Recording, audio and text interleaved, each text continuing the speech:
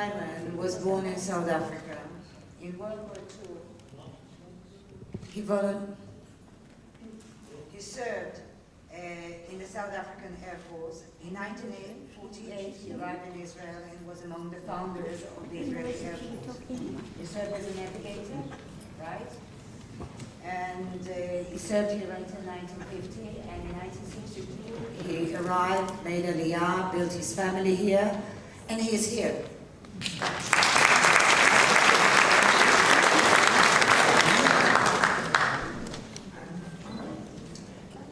The Honorable and esteemed Group Reverend, Tataluf Elisha Meister, Mr. Abinah Morning, Ambassador Gould, and Chief of Mission Goldberger, Shira Friedman, fellow Machlmans, and venerable guests.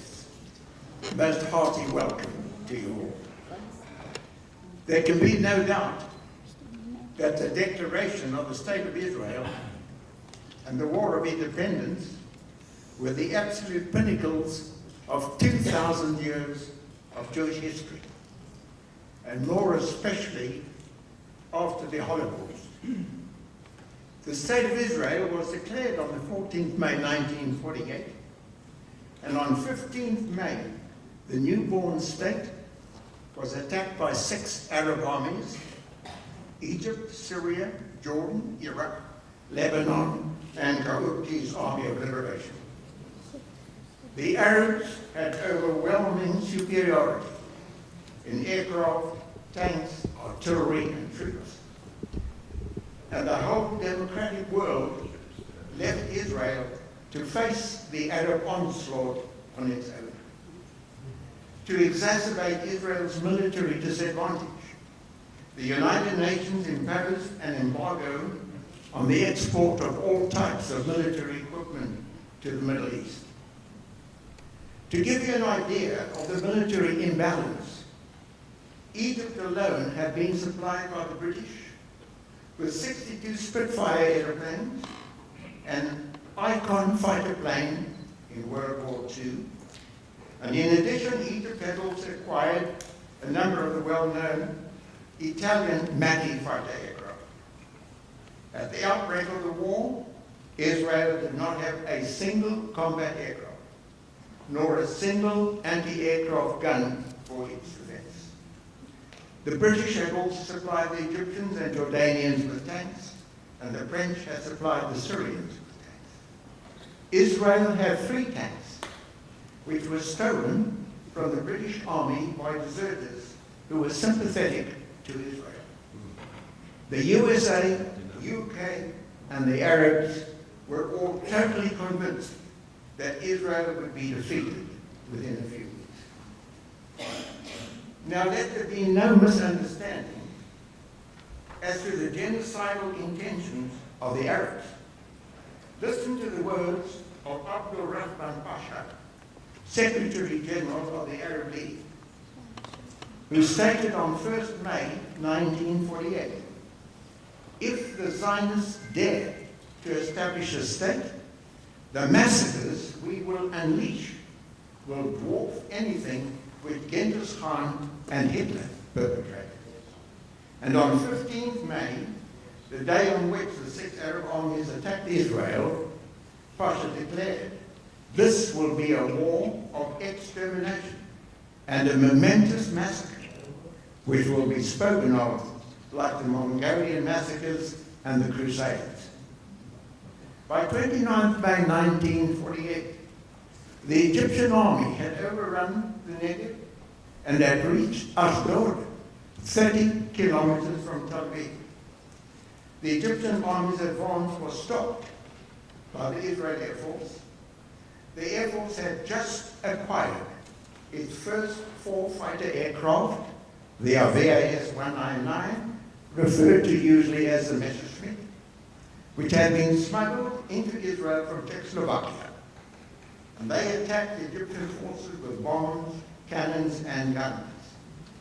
Lou Leonard and American Machl led the formation, which, by the way, included 2 Israeli pilots, Asa Weizmann and Modi Alon. Is Lou Lenart possibly in the audience? By July 1948, enemy forces had occupied about 70% of Israel. And now we enter the Machl story. The word Machl, as was said before, is a Hebrew acronym for Mitnavei Chutz La'aretz, meaning volunteers from abroad. The Machlniks were mainly veterans of World War II. As the war clouds were gathering over Palestine, these veterans felt an obligation to support their brethren in the newborn state of Israel. Recruiting in the diaspora was done through Zionist federations, religious congregations, ex-servicemen organizations, by word of mouth and by the Haganah.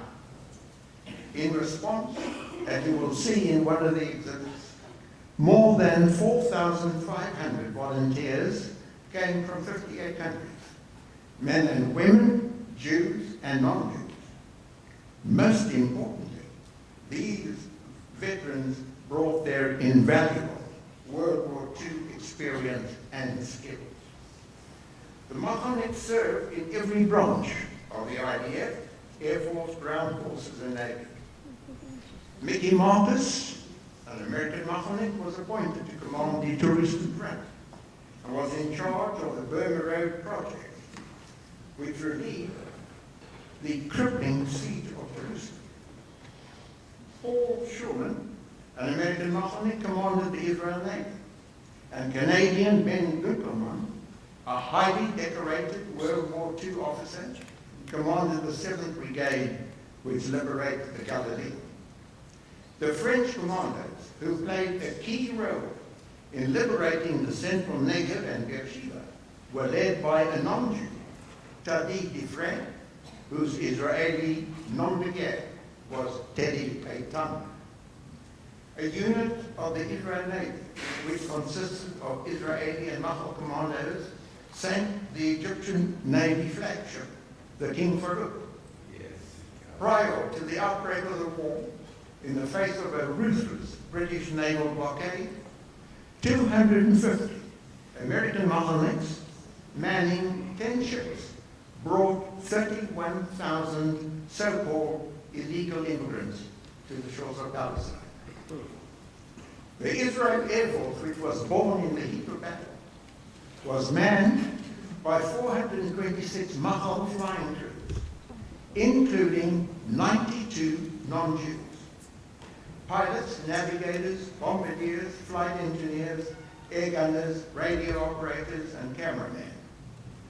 Machlniks smuggled in aircraft from the United States, UK, Canada, Germany, Greece, Italy, Czechoslovakia, South Africa. Al Schwimmer's team smuggled out of the US 4 B-17 heavy bombers, 11 C-46 large transport aircraft, 2 C-54 Skymasters, 3 Constellations. An air bridge was established between Zatek in Czechoslovakia and the Telnof Air Base in Israel. Machlniks in the Air Transport Command operated the air bridge day and night and smuggled in combat aircraft, artillery, and other military equipment. I would be so bold as to state that this was the most noble, moral, and justifiable smuggling operation in history. After being equipped with combat aircraft, the IAF neutralized the Egyptian Air Force. Our pilots destroyed scores of Egyptian Spitfires and Machls in air-to-air combat and destroyed many more aircraft on the ground at their bases in the Sinai. In December 1948, the ground forces led by Lufi Galalon, which included about 450 Machlniks in the 3 brigades, mounted a formidable campaign with maximum Air Force support to drive the Egyptians out of the Negev and back into the Sinai Desert. On 7th January 1949, the last day of the war, the Israeli Air Force shot down 4 British Royal Air Force fighter planes which had entered the battle area, and a 5th Royal Air Force plane was shot down by fire from an attack manned by Machl. Thus, the War of Independence ended on a highly dramatic note. Israel's victory over 6 Arab armies has no parallel in military history. But the price of victory was high. The War of Independence was Israel's longest, most costly, and most faithful war. 6,300 civilians and military personnel were killed. 1% of the Yishuv's total population of 650,000, and thousands more were wounded and disabled.